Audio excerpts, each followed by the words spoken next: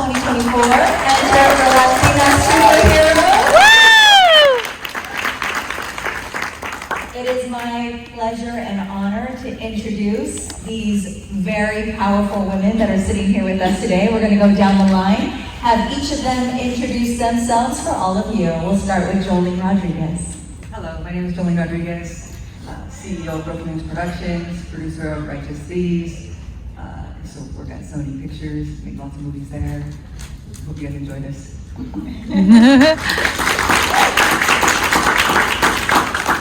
Hi everyone, my name is Kayden Phoenix. I am a writer and creator of Ana Bravas, the first Latina superhero team in comic book history.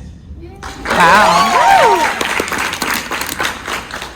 Hi, my name is Patricia Riggen. I'm a film director, which is very rare for women, but there's more and more every day. So I've directed a few movies and some television, and I'm very excited to be here. Hi guys, my name is Judalina Neira. I'm a writer and executive producer. I've worked on some awesome superhero shows like The Flash, and I'm currently working on The Boys. Woo! Hi everyone, I'm Lindsay Morgan. I'm an actress and director, and so happy to be here amongst this panel of Latin superwomen. Hi guys, I'm Gloria, Kellett. I'm probably best known, I'm a writer, director, and actress. I'm probably best known for One Day at a Time, and and With Love and The Horror of Dolores Roach, and I'm currently directing on Lopez vs. Lopez. Woo! And this is for anyone who feels compelled to answer the question.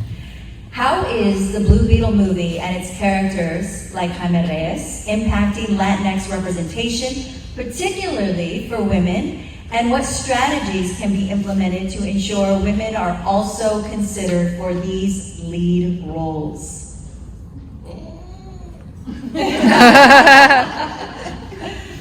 Jolene? All right, I'll go. Well, first they have to know who they are. I think part of the problem is the executives and casting directors don't know who these lovely Latina leading women are, like Lindsay. And so, one, Lindsay, tell your agent to get you generals with all the executives and casting directors so they know who you are. You gotta get in their face and let them know what time it is. And the other is they have to do the work too. When I was an executive, I called everyone. I think I cold emailed Patricia and Gloria and then made them my friends. So I think you just have to just put yourself out there on both sides. It's the executive's responsibilities as well as the talent. Yeah. I want to say something. I would start by saying that there's practically no Latinos behind the screen or in front of the screen in Hollywood, okay? So we're in a really dire situation still, even after all the conversation about Latinos and inclusiveness. We're still not represented. The statistics are telling us that. So, I think that's the first part of the conversation. Why haven't we gotten in, and how are we gonna get in once and for all, in front and behind the screens? And to that, I wanna say that one of the most important things is to have Latino executives in the room. Jolene, who's sitting over there, is one of the few, if not like almost the only studio executive Latina that I've ever met. And as you say, I think if we put people from our community in those spaces and in those jobs, we will have a little more opportunity to see representation.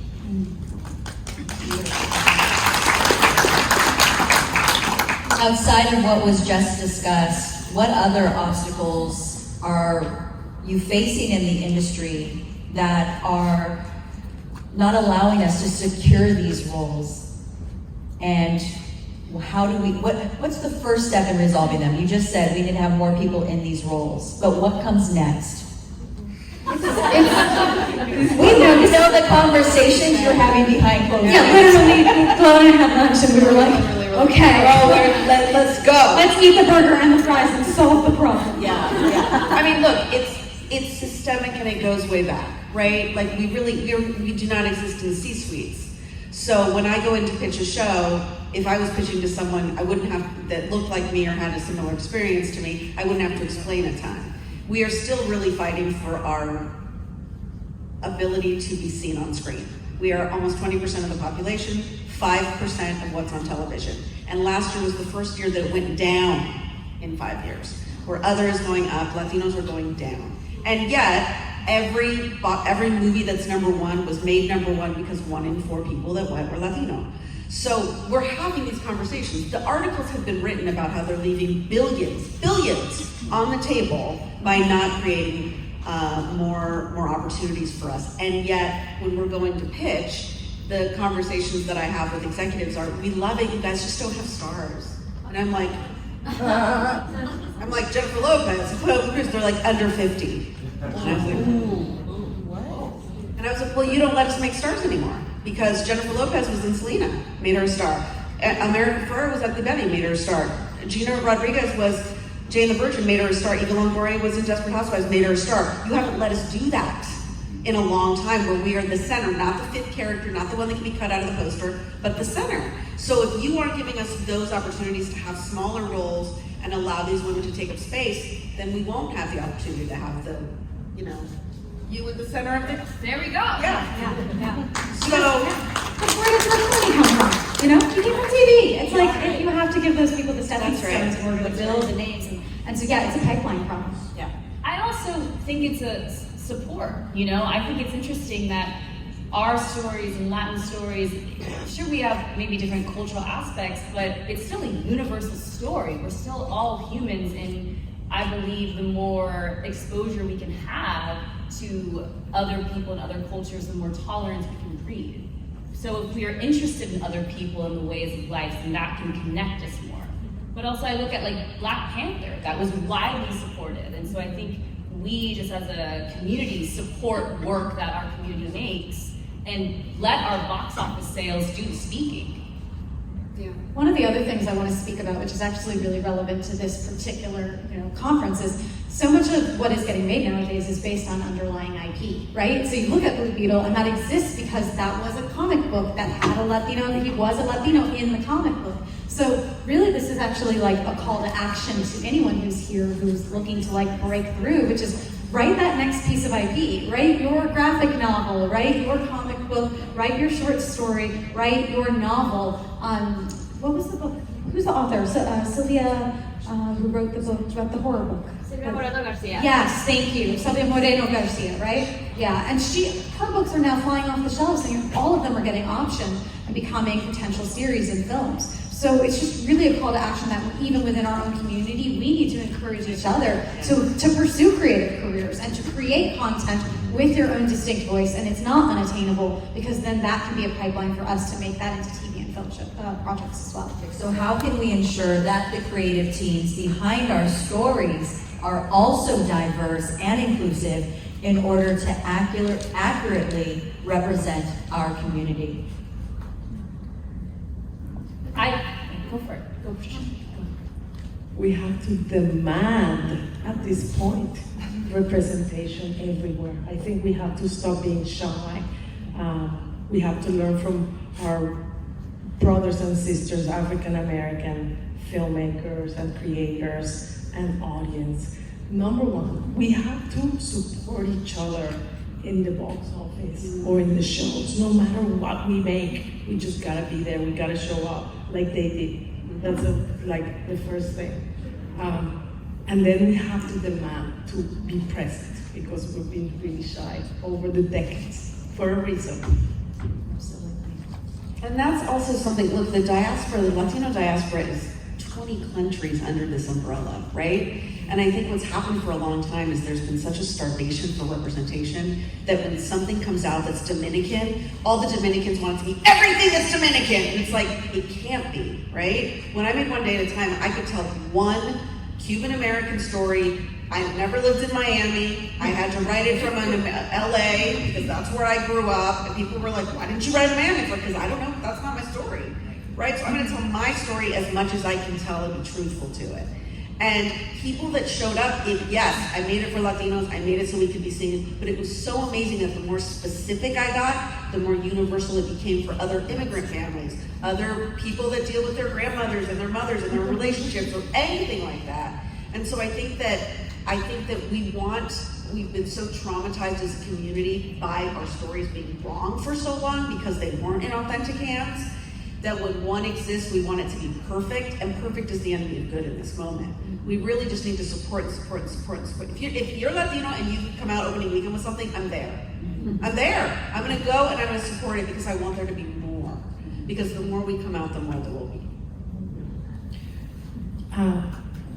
Like Gloria said, we're 20% of the box office, basically. 25. We're 25 at the box office, 1 in 4. So we're basically the ones that make every mainstream movie work and make money.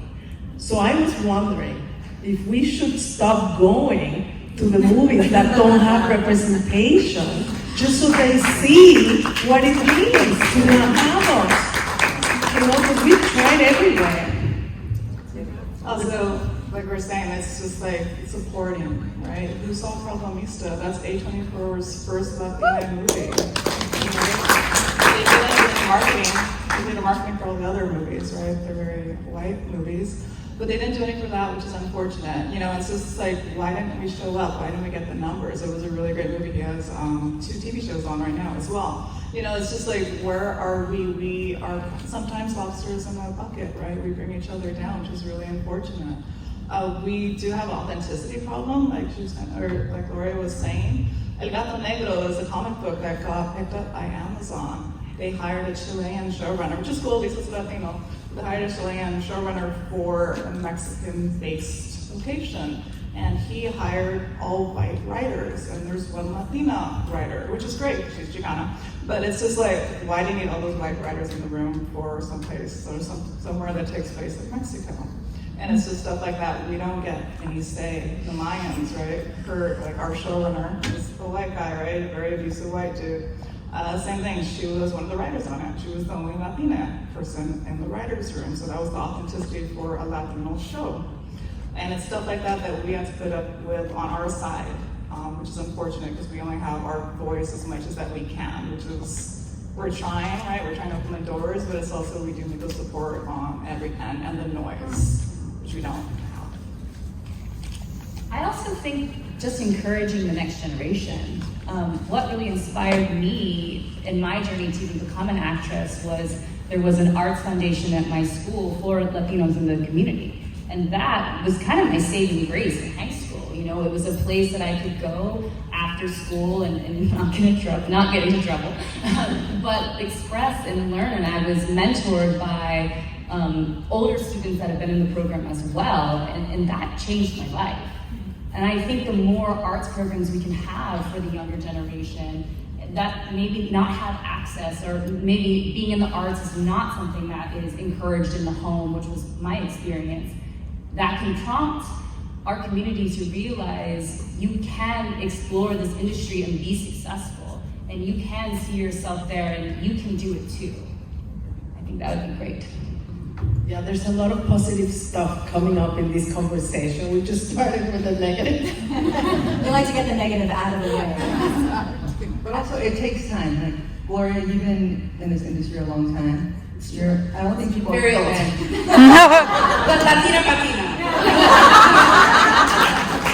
She was a writer on How I Met Your Mother. I don't think people understand that in 2005. Like, she's been fighting, and still, it's like a whole battle. Yeah. But also, she mentors writers. It starts at the foundation. It's not gonna happen overnight.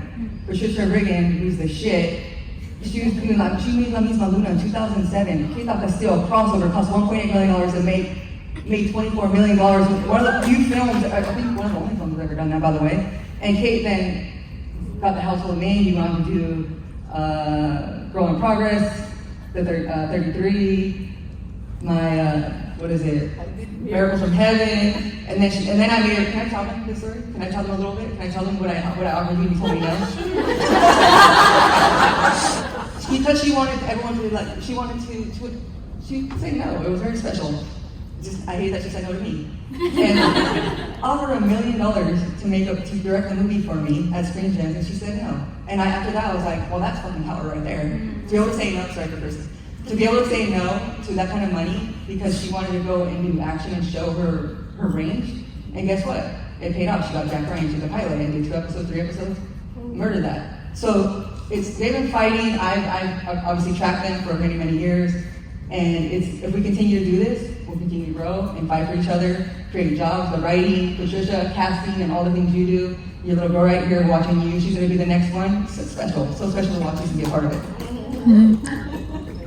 Ladies, you've all got your foot in the door, but I would love to hear a challenge that occurred and how you overcame that challenge in this business, because we also want to be solution-based. And I think just hearing those, small things that come up and how you worked around it can be very inspiring. I'm just breathing so deeply. Like, just one? How do I narrow it down? I'm going to start. My very first show that I wrote on, I was really fortunate to write on this VH1 show called Hit the Floor. And it was just the most frothy, delicious, soapy show. And it was fantastic. I was there with them for 2 years. And I could not get a job after that to save my life. Because the show was primarily black and brown characters and it was on VH1, people thought it literally was a reality TV show. Like, I would go out and they were like, oh, it's like a basketball wives show. And I'm like, no, it is a scripted drama and it is airing and you can go watch it right now. So I couldn't get a job. I was unhireable in Hollywood. And the only way that I could break in was to basically, as a baby writer, go out and pitch and sell my own show. And so I ripped from my real life experience. I worked in the music industry, and I wrote a pilot set in the music industry with an all Latina cast. And I attached Christina Aguilera, and we sold it to NBC. And by the way, I had no business developing and trying to sell a show at that age. I had no experience. I was like such a green writer, but it was either that or make no money. So I went out there and I sold the dang thing. And then that pilot and those credits allowed me to segue and land on Flash. So, sometimes when you hit that wall, this is just a sign that you just gotta work harder and push through to get to the other side. Woo!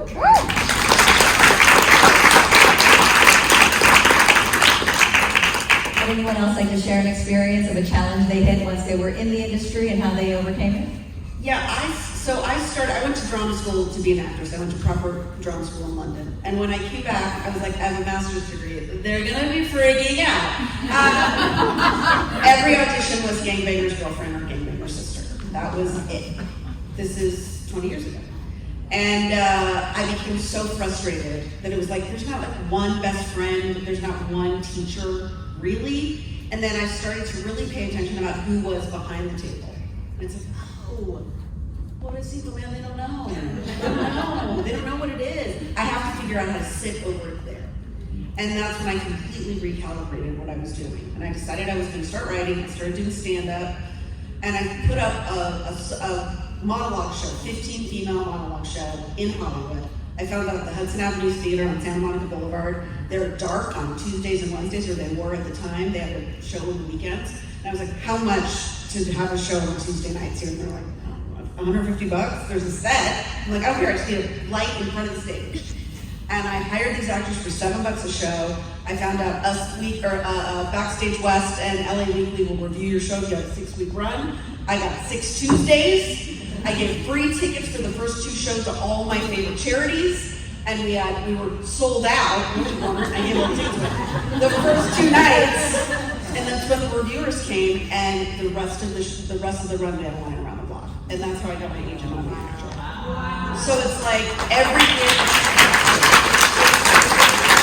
To be like, what do I know how to do? And what I knew how to do was like organize and get my husband's a cartoonist. He's at 1200 downstairs. Go check him out. My husband would make the postcards for my shows.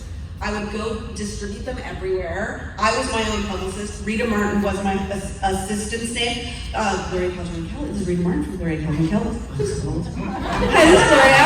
I did it a lot.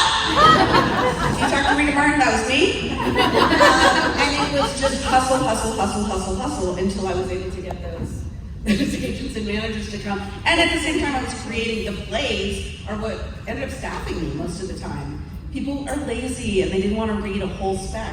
So I had the specs, but they would read my 10-minute play and that's what they would meet me on. So these doors that close, sometimes it's like, what do I know how to do and how can I came up at a time where there wasn't YouTube, where we couldn't shoot things on our phones, where we couldn't shoot something and then put it out there. Like, there's so many incredible opportunities for you guys now to make stuff. to draw things and share it, Wattpad and all of these incredible opportunities for storytellers to get their stuff out there. So that was what I knew, and that's what I used to open the door.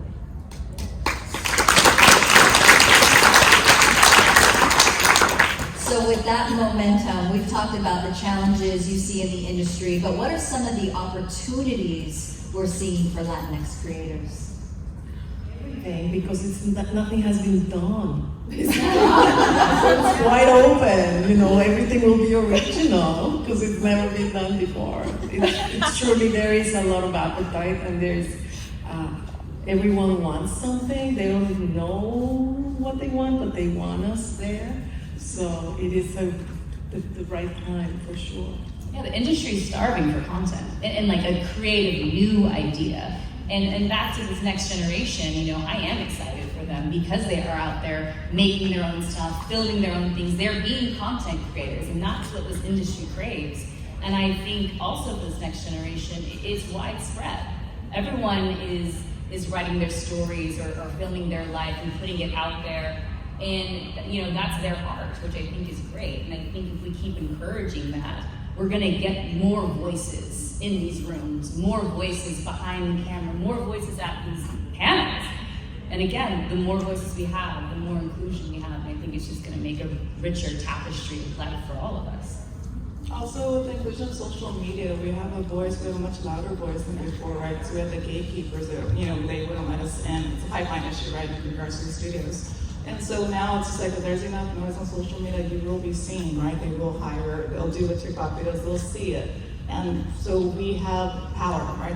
In that sense, there's power to the people in that sense, right? Because once you pass the tipping point, they can't ignore us. And that's something that we have power behind, which is really nice. Like they pay Selena Gomez $2 million every time she posts on Instagram. And so of course she doesn't post until she has to, which is amazing. But it's just like, it is power. There is power behind her because of what she created back with Disney and so on. So, Spring Breakers, right? Like same thing. She can do whatever, she can choose what she wants. She's doing the Linda Ronstadt biopic right now. She purchased the book rights some years ago.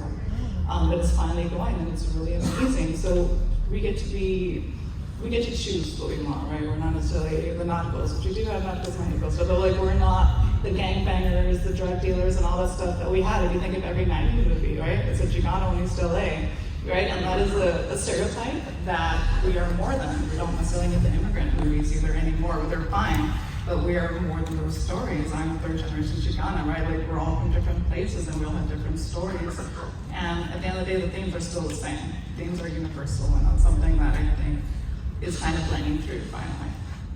I think the industry's trying to change. I think they're trying to open up and have a wider perspective. A show I did called 100, I played a zero-G space mechanical engineer, which I think is badass.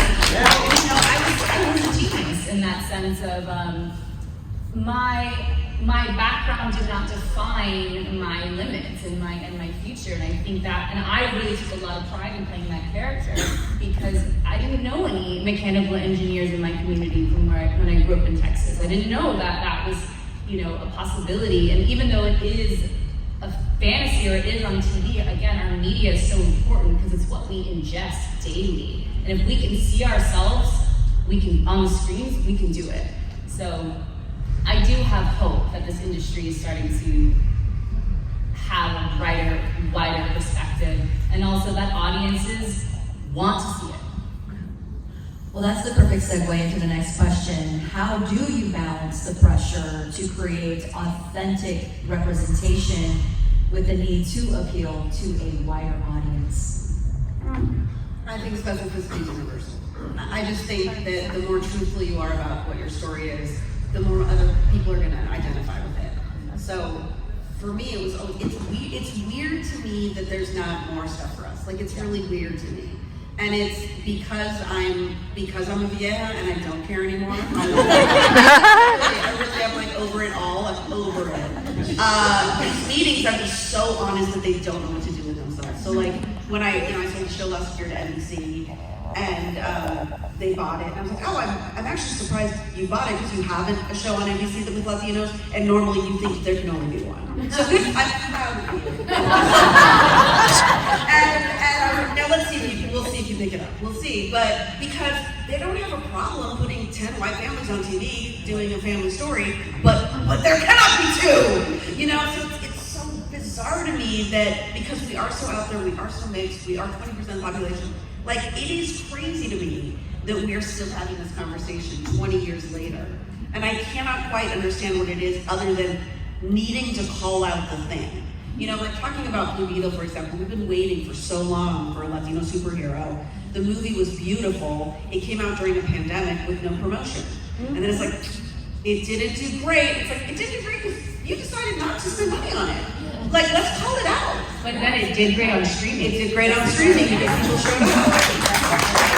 But it's like, I now am like rejecting, you know, we've had like the last 10 years has been a graveyard of exquisite Latino shows. Like, I mean, Dario Future President, Gentify, I mean, the list is, you know, Ashley Garcia Saves the Universe, Primo, like there's so many incredible Latino shows that were 100% on Rotten Tomatoes.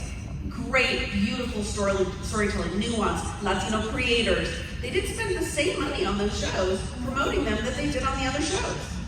And when I bring it up, people are like, well, I'm like, I had a show on Amazon that I went to an event at Amazon, and they were talking to me about One Day at a Time. I'm like, they're like, what are you doing something else? I said, I have another show on your network. The Latino didn't know. So it's like, if you have tape for Lord of the Rings, then I want the tape on my box. To also be, you know, like, we have to start demanding and saying, like, you can't say, oh my God, we're so sorry, we have to cancel your show, just didn't do as well. Because that's like saying, we want you to win this marathon, but you're starting 10 miles behind. Yeah. And I'm talking about mainly television because in film, we don't even have anything. I'm being part lately of these efforts, both in the academy and through the DGA, to go to the studios and to demand representation, right? For women and for people of color. And one of the things I learned from the academy, I took this course because it's very funny. I've had to take so many anti-harassment courses and so many anti-racist courses, which is really funny, but you know, I actually did learn something that is really interesting that will explain everything to us. So, in the past, orchestras were completely white male. All the musicians in every orchestra were completely white male. And they were trying to diversify them, and they couldn't to put women in them. So finally, they decided to put a curtain for the auditions, right? So they put a curtain, they auditioned again, and it was still 5 women and 95 men. And they were like, what happened? Well, they realized that they could hear the shoes, the heels. So they put a carpet and they put a curtain. And then it became 50-50%. Wow. So this is, and now every orchestra in the world puts a carpet and a curtain, and that's how auditions happen. This is called unconscious bias. This is called racism, even if they don't know, right? So that's why there's nothing out there. So I think it's educating ourselves to misogyny, you know, to not to, anyway, that's what I wanted to say. So how can we take steps to make sure at the studio level that there is opportunities and there is support and there is less bias, and it's really about the people with the ideas and the talent stepping forward? When you're in a power position, or you're running a company, or you're Gloria, you hire assistants, interns, and anyone who you can mentor, make sure they're women and Latina, not just women, but make sure Latino or people who need representation. Yeah, the Gloria and Kellett diversity program works great. They're gutting all the other ones, mine's not gutted. But like, yes, it's, you know, it is not a surprise to me that the one Latino family on TV right now, Lopez versus Lopez, the showrunner of that show worked for me. I taught her how to do this. She was a badass. She's an incredible writer. Her drafts of One Day at a Time were unbelievable. She was such a star. She just needed a moment, and she had a great idea and went to George, and now that show's in its 3rd season. And she's kind of lets me direct. So it's like, oh, this works, you guys. this works, you know? So it's just, but I think hearing from you, look, you guys have so much power with social media. If you love something, I think social media has become such a place where people just hate. I think it can also be really used for love. If you love something, say you love it. Say you love it. Like, oh my God, I just watched something and I love this, or this is a line from this, or this is a cutscene of this, or this is, like, the more love that you give to the things that you care about, they pay attention to what you love. If you don't, if your shows are getting canceled, cancel the streaming service and say, I've canceled this thing X because they didn't, you know, continue making the show. Look, you have consumer power, for sure. I would also say we just need more young people to be out there making content. IP right now is king. Everybody wants IP. IP can be a book that you have self-published or a comic you have self-published that is out there enough, that's getting enough attention. We need the IP where Latinos are centered.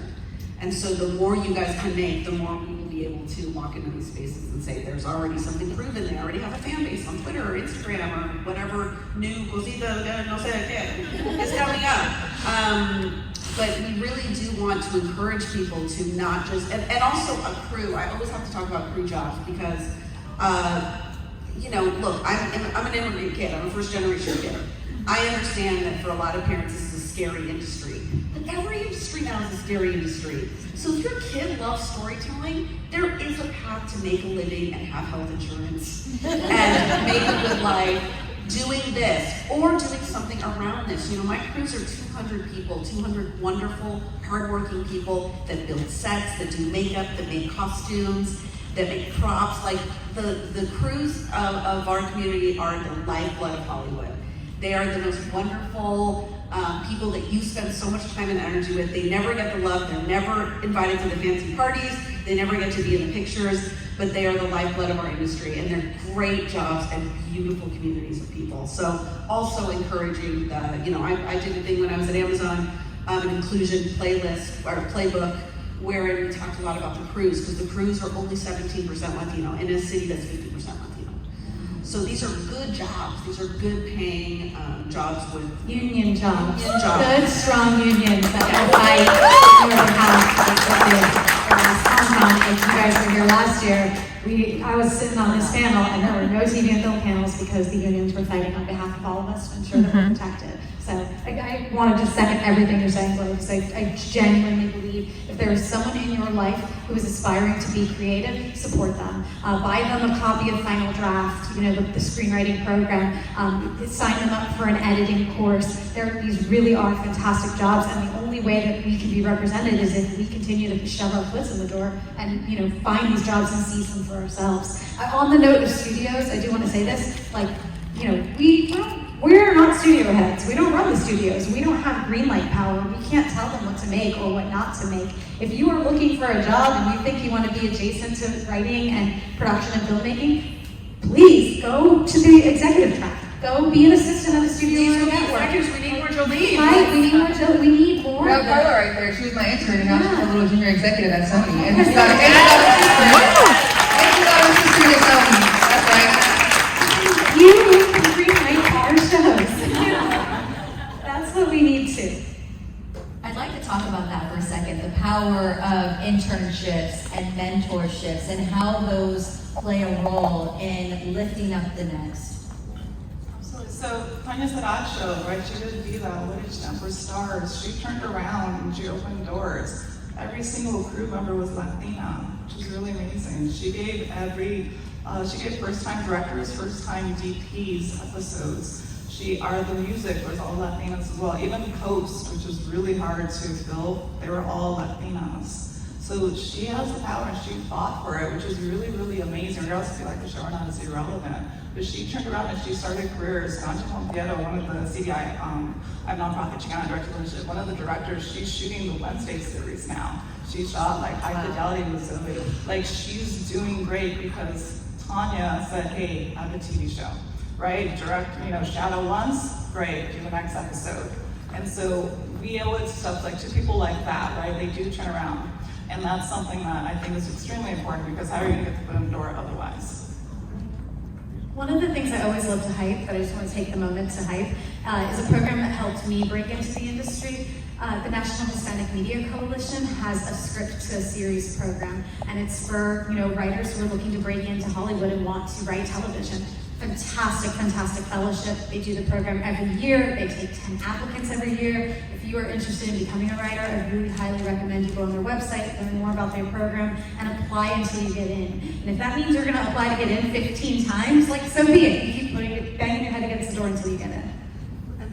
Once you get in, what happens? It's a 6-week fellowship, and they basically teach you the ins and outs of being a TV writer. They have you develop a script through the program. You come out with a new piece of material. They have you work in a mock writer's room format, so you can learn what it's like to pitch in a room and to joke punch. And it's comedy and drama. It's really inclusive and a great springboard for other programs, and then also to make your way into the biz.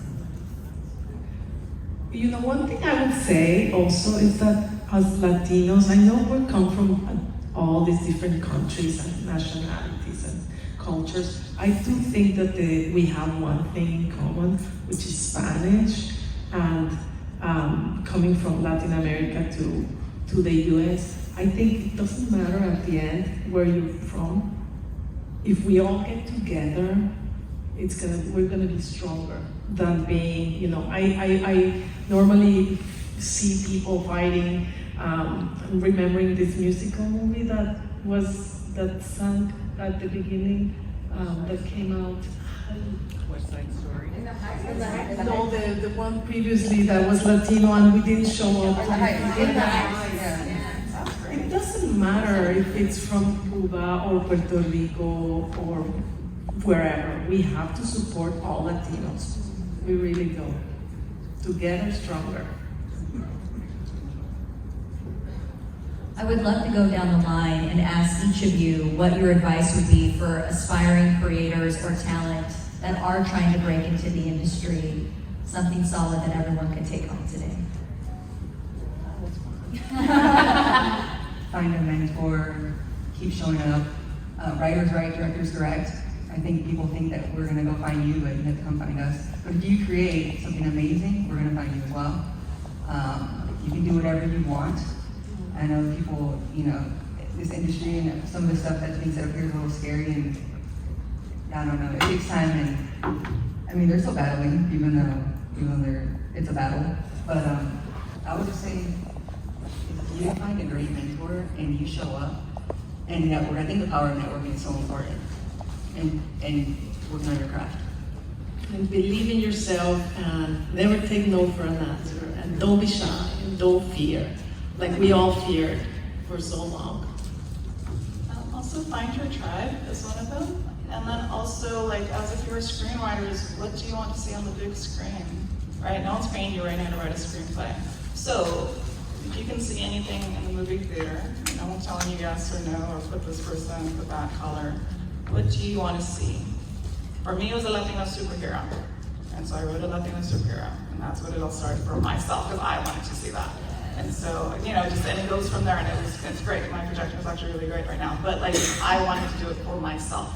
I say it's a bigger picture at the end of the day, and that remains true. But what do you guys want to see on the big screen, right? No one is telling you no. No one's paying you, but no one's telling you no at the same time either. So write it out, and this is like, it doesn't have to be your story, but write out what you want to see. And don't be unapologetic about it either, or apologetic. Where do we find your comic books?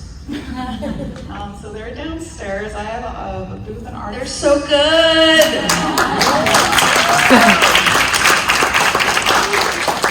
have a booth in Artist Alley. It's FF10, and also LatinoSuperheroes.com is my shop.